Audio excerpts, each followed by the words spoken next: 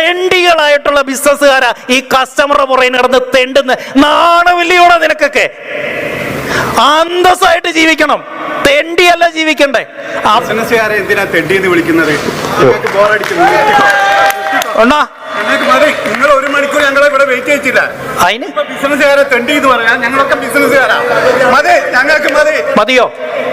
ഈ മോട്ടിവേഷൻ എന്ന് പറഞ്ഞ പരിപാടി ഉണ്ടല്ലോ, അതുകൊണ്ട് വലിയ ഗുണമൊന്നും ഇല്ലെങ്കിലും പക്ഷെ അതെന്ന് പറഞ്ഞ ഒരു അത്യാവശ്യം ചില കാര്യങ്ങൾക്ക് നമുക്ക് ഈ ഒരു മോട്ടിവേഷൻ ഉണ്ടെങ്കിൽ നമുക്ക് അതിനകത്തേക്ക് ഇറങ്ങാനായിട്ട് ഈ ഒരു സംഭവം ഹെൽപ്പ് ചെയ്യും. പിന്നെ അത് കഴിഞ്ഞിട്ട് അത് മുന്നോട്ട് പോകണമെങ്കിൽ അത് നമ്മുടെ കഴിവ് കൊണ്ട് തന്നെ നമുക്ക് പോകാൻ പറ്റുള്ളൂ. അല്ലാണ്ട് നമുക്ക് മോട്ടിവേഷൻ കൊണ്ട് പ്രത്യേകിച്ച് വലിയ ഗുണങ്ങളുണ്ടെന്നോ അതൊന്നും എനിക്ക് തോന്നല്ല. പക്ഷേ പല രീതിക്കും നല്ല രീതിക്ക് ആൾക്കാരെയൊക്കെ മോട്ടിവേറ്റ് ചെയ്യുന്ന നല്ല മോട്ടിവേറ്റർമാരുണ്ട് ഈ നമ്മുടെ നാട്ടിൽ തന്നെ ഉണ്ട്. പക്ഷേ അവർക്ക് തന്നെ ഒരു പേരുദോഷമായിട്ടുള്ള ഒരു മോട്ടിവേറ്ററിനെ പറ്റിയിട്ടാണ് നമ്മൾ ഇവിടെ പറയാൻ പോകുന്നത്. അപ്പോൾ നമ്മൾ ഈ പറയുന്ന ആളെന്ന് പറഞ്ഞാൽ കോഴിക്കോടുള്ള ഒരു അനിൽ ബാലചന്ദ്രൻ എന്ന് പറഞ്ഞ ഒരു മോട്ടിവേറ്ററാണ്. അപ്പോൾ ഇങ്ങനെ ഒരു ക്ലാസ്സിന് തന്നെ ലക്ഷങ്ങളാണ് ഇങ്ങനെ മേടിക്കുന്നത്. അപ്പോൾ ഇത്രയും ലക്ഷങ്ങൾ മേടിക്കാനായിട്ട് ഇങ്ങനെ എന്താണാവോ ചെയ്യുന്നതെന്ന് നോക്കിക്കഴിഞ്ഞാൽ അവിടെ വന്നിരിക്കുന്ന ആൾക്കാരെ റെസ്പെക്റ്റിന്റെ ഒരു അംശം പോലും ഇല്ലാത്ത രീതിക്ക് തെറി വിളിക്കും. അപ്പോൾ തെറി വിളിച്ച് കഴിയുമ്പോഴത്തേക്കും അവർക്ക് അതിൽ നിന്ന് മോട്ടിവേഷൻ കിട്ടുന്നതാണെന്ന് തോന്നുന്നത് ഇങ്ങനെ ഒരു ധാരണ.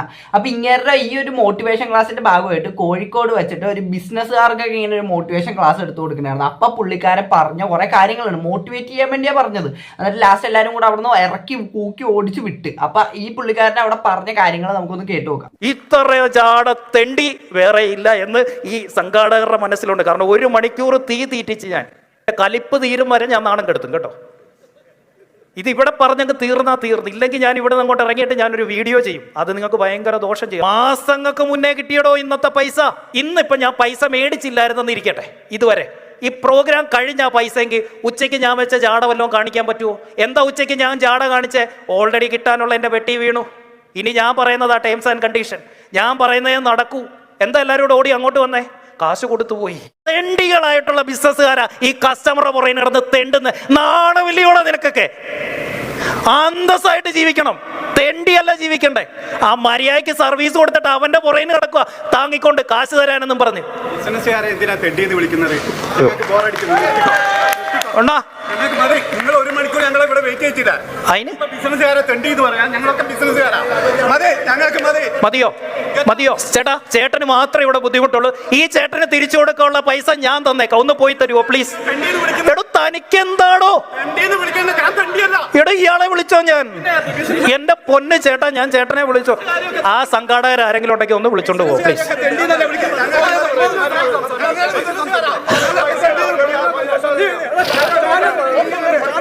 എടോ തന്നെ വിളിച്ചോ? ഞാൻ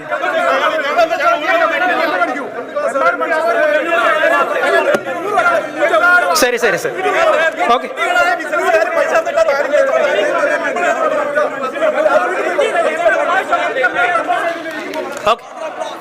ഇമാതിരി ഊള മോട്ടിവേറ്റർമാരെയൊക്കെ വിളിച്ചോണ്ട് വന്ന ആ സംഘാടകരെ വേണം ആദ്യം പറയാൻ. അവന്റെ ഒരു കൊണച്ച മോട്ടിവേഷനും വന്നിട്ട് ലാസ്റ്റ് അവൻ ഇത്രയും തെണ്ടി അത് ഇതെന്നൊക്കെ അവരെയൊക്കെ വിളിച്ചു കഴിഞ്ഞിട്ട് ലാസ്റ്റ് ആ ചേട്ടൻ ചോദിച്ചപ്പോഴത്തേക്ക് അവൻ പറഞ്ഞൊരു ഡയലോഗ് ഉണ്ട്. അതായത് ചേട്ടനെ ഞാൻ തെണ്ടി എന്ന് വിളിച്ചോ എന്ന്. അവൻ എല്ലാവരെയും കൂടെ അല്ലേ വിളിച്ചു. അപ്പൊ ആ ചേട്ടനും അതിനകത്ത് പെടൂലേ?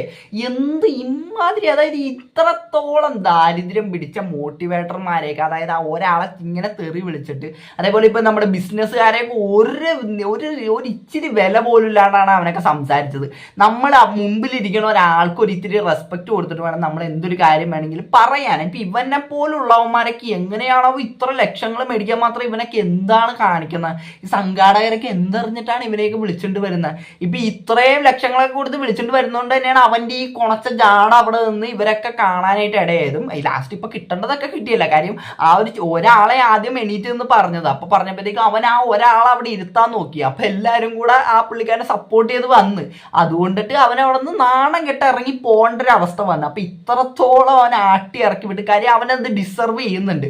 അപ്പൊ ഈ ഒരു സംഭവത്തിനകത്ത് ഇനി സംഘാടകരിൽ ഒരാളായിട്ടുള്ള ഒരു പുള്ളിക്കാരൻ വന്നിട്ട് കുറച്ച് കാര്യങ്ങൾ പറയുന്നുണ്ടായിരുന്നു. അവർക്കും ഇവനെ കൊണ്ട് കുറെ തലവേദനകളും കാര്യങ്ങളൊക്കെ ഉണ്ടായിട്ടുണ്ട്. അപ്പൊ നമുക്ക് അതും കൂടെ ഒന്ന് കണ്ടുപോകാം.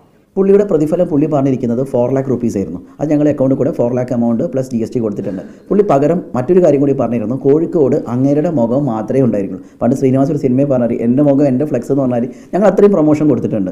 കോഴിക്കോട് ഏറ്റവും ലക്ഷങ്ങൾ പ്രതിഫലം വാങ്ങുന്ന ബിസിനസ് ട്രെയിനർ കോഴിക്കോട് വരും എന്നൊക്കെ പറഞ്ഞാൽ അത്രയും പ്രൊമോഷൻ കൊടുത്തിട്ടുണ്ട്. അതിനുള്ള മൂല്യം കിട്ടണമെന്ന് പറഞ്ഞു. അതിനുള്ള മൂല്യത്തിന് വേണ്ടി ഞങ്ങൾ എല്ലാ സ്ഥലത്തും വിളിക്കലും ഫോൺ കോളുകളായിട്ടും ഫ്ലെക്സുകൾ വെക്കലും ഒക്കെ ചെയ്തിട്ടുണ്ട്. പക്ഷേ ഇയാളുടെ തെറി കാരണമാണ് നാട്ടുകാരും വരാത്തത്.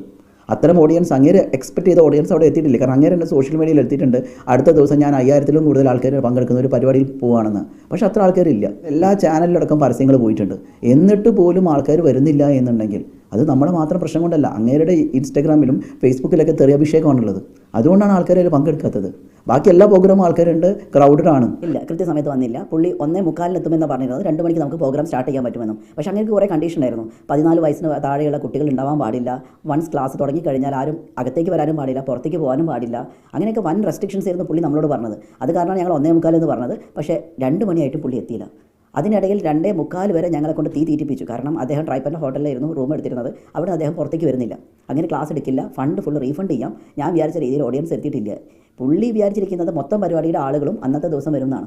ചിലപ്പോൾ അത് തെറ്റിദ്ധാരണയാവാം, അല്ലെങ്കിൽ പുള്ളിയുടെ അഹങ്കാരം കൊണ്ടാണോ എന്ന് എനിക്കറിയില്ല. പക്ഷേ അത്രയും ആൾക്കാർ അവിടെ ഇല്ലാത്ത കാരണം വരുന്നില്ല എന്നൊക്കെയാണ് പുള്ളി പറയുന്നത്. ഇതിനിടയിൽ ഒരു വിചിത്രമായ സംഭവം കൂടി നടന്നിരുന്നു. പുള്ളിക്ക് ഫുൾ എമൗണ്ട് വേണമെന്ന് പറഞ്ഞു. ആ 4 lakh എമൗണ്ട് ഞങ്ങൾ കറക്റ്റായിട്ട് കൊടുക്കുകയും ചെയ്തു. പക്ഷേ ഇതിന് പുറമെ പുള്ളിയുടെ ഒരു പാർട്ണറിൻ്റെ ബുക്ക് അവിടെ പബ്ലിഷ് ചെയ്യണമെന്ന് പറഞ്ഞു. അപ്പോൾ ഞങ്ങൾ പറഞ്ഞു, നിങ്ങൾ എല്ലാ കാര്യങ്ങളും എമൗണ്ട് കിട്ടിയാലേ ചെയ്യുള്ളൂ, അതുപോലെ തന്നെ ഞങ്ങൾക്കും എമൗണ്ട് കിട്ടിയാലേ ചെയ്യാൻ പറ്റുള്ളൂ എന്ന്. അതിൻ്റെ കലിപ്പോണ്ടാവാമെന്ന് അറിയില്ല. അതൊക്കെ പുള്ളി പറയുന്നുണ്ട്. എനിക്ക് കലിപ്പ് തീരുന്ന വരെ ഞാൻ അവരെ വെള്ളം കുടിപ്പിച്ചു എന്ന്. സത്യമാണ്, പുള്ളി വെള്ളം അപ്പൊ ഈ സംഘാടകരിൽ ഈ പുള്ളി പറഞ്ഞതിൽ നിന്ന് എനിക്ക് മനസ്സിലായ ഒരു കാര്യം എന്ന് പറഞ്ഞാൽ ഇവർക്ക് അറിയാറുണ്ട്. കാരണം ഇൻസ്റ്റാഗ്രാമിനകത്ത് ഇങ്ങേറി കുണച്ച വർത്താനവും അതേപോലെ തന്നെ ഇങ്ങേറി ഈ തെറിവിളികളും അതൊക്കെ ഇവർ കണ്ടിട്ട് തന്നെയാണ് ഇയാളെ വിളിക്കുന്നത്. അപ്പൊ ഇത്രത്തോളം നിങ്ങൾക്ക് ബോധമില്ലേ ഇങ്ങനെ ഒരാളെയാണോ ഒരു ബിസിനസ്സുകാരൊക്കെ ഇരിക്കുന്ന ഒരു സ്ഥലത്തേക്ക് വിളിച്ചുകൊണ്ട് വരേണ്ടത്? കാര്യം ഇവർ ഇങ്ങനത്തെ മോട്ടിവേഷൻ ആണ് ഇയാൾ ചെയ്യുന്നതെന്ന് നിങ്ങൾക്കറിയാം. പിന്നെ നിങ്ങൾ എന്തിനാണ് അയാളെ വിളിച്ചുകൊണ്ട് വന്നിട്ട് അവിടെ ഇങ്ങനെ ഒരു സീൻ ഉണ്ടാക്കിപ്പിച്ചത്? അപ്പൊ ഈ ഒരു വിഷയത്തിനകത്ത് ഇയാളെ ഞാൻ ഒരിക്കലും സപ്പോർട്ട് ചെയ്യില്ല. ഈ മോട്ടിവേറ്റർ എന്ന് പറഞ്ഞ അവിടെ വന്നു നിന്നവനെ ഞാൻ ഒരിക്കലും സപ്പോർട്ട് ചെയ്യില്ല. കാര്യം അവൻ്റെ ആ ജാട തലയ്ക്ക് പിടിച്ച ആ ഒരു സാധനം ഉണ്ടല്ലോ, അഹങ്കാരം. ഞാൻ എന്ത് പറഞ്ഞാലും നിങ്ങൾ കേൾക്കണം വന്ന്. കാര്യം ഞാൻ നിങ്ങളെ എല്ലാവരെയും ഓൺ ചെയ്യേണ്ടെന്നുള്ള രീതിക്കാണ് അവൻ്റെ ഒരു വർത്താനമൊക്കെ അവിടെ നിന്നിട്ട് നമ്മൾ കണ്ടത്. അപ്പം ഇത്രത്തോളം ഇങ്ങനെയുള്ളവന്മാരെയൊക്കെ എന്തിനാണാവോ ഇങ്ങനെ പൊക്കിക്കൊണ്ട് നടക്കണേന്ന് എനിക്ക് മനസ്സിലാവുള്ളൂ. പിന്നെ ഇവിടെ പറഞ്ഞൊരു കാര്യമുണ്ട്, അതായത് നിങ്ങൾ എൻ്റെ പോസ്റ്റർ മാത്രമേ ഇവിടെ വെക്കാൻ പാടുള്ളൂ, അതായത് എൻ്റെ തല മാത്രമേ വരാൻ പാടുള്ളൂ. പിന്നെ അനിൽ ബാലചന്ദ്രൻ എന്ന് പറഞ്ഞ അവനുണ്ടല്ലോ, അവനോട് എനിക്ക് പറയാനുള്ള കുറച്ച് കാര്യങ്ങൾ എന്ന് പറഞ്ഞ് ഈ ബിസിനസ്സുകാരെന്ന് പറഞ്ഞു കഴിഞ്ഞാൽ നീ വിചാരിക്കുന്ന പോലെ കണ്ടവന്റെ മുമ്പിൽ കിടന്ന് തെണ്ടിക്കൊണ്ട് നടക്കുന്ന ആൾക്കാരല്ല. അവരെന്നൊക്കെ പറഞ്ഞു കഴിഞ്ഞാൽ അവരവരുടെ ജീവിതത്തിനകത്ത് റിസ്ക് എടുത്തിട്ടാണ് അവർ ആ ഒരു സ്ഥലത്ത് നിൽക്കുന്നത്.